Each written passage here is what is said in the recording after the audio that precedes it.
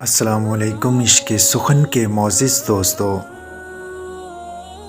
وہ شخص عقل مند نہیں جو دنیاوی لذتوں سے خوش اور مصیبتوں سے مضطرب ہے۔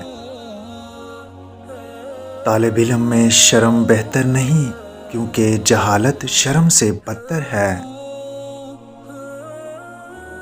علم سے محبت کرنا دانش سے محبت کرنا ہے۔ دنیا عقل کی موت پر اور جاہل کی زندگی پر ہمیشہ آنسو بہاتی ہے۔ بات کو پہلے دیر تک سوچو، پھر منہ سے نکالو اور پھر اس پر عمل کرو۔ ابتدا کی سب سے بڑی چوک یہ ہے کہ وہ ذہن کی طرف توجہ دیے بغیر علاج کرنے لگ جائے۔ خاموشی انسان کی سلامتی ہے، برائی کو بھلائی کے ذریعے نہ بناؤ۔ بدنیت وہ لوگوں کی برائیاں تو ظاہر کرے مگر نیکیاں چھپائے۔ غصے کی مقدار بات چیت میں اتنی ہونی چاہیے، کھانے میں نمک جب تک انداز پر رہتا ہے تو ہضم ورنہ فاسد۔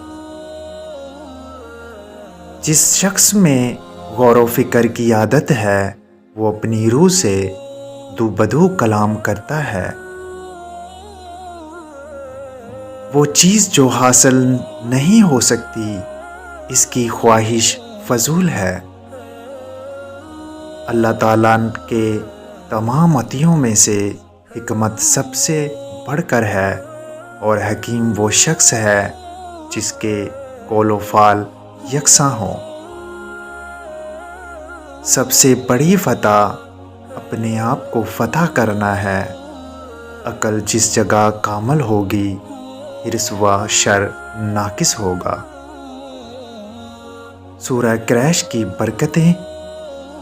کھانا کھانے کے بعد پڑھنے سے پیٹ کم ہو جاتا ہے، پیٹ اندر چلا جاتا ہے اور انسان وقت سے پہلے بوڑھا نہیں ہوتا اور عمر کم نظر آتی ہے۔ گیس بادی تبخیر نہیں ہوتی، سورہ قریش پڑھنے والے کا کھانا زہر نہیں بنتا۔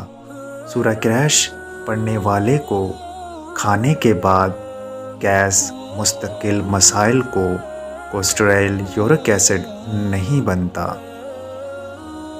سورہ قریش پڑھنے والے کو کھانا کھانے کے بعد وہ کھانا ابدیت، صلاحیت کا ذریعہ بنتا ہے۔ اس طرح کی مزید ویڈیو کے لیے ہمارے چینل کو سبسکرائب کریں، بیل نوٹیفیکیشن کو دبانا مت بھولیں۔ ملتے ہیں کسی اور ویڈیو میں۔ اللہ نگہبان۔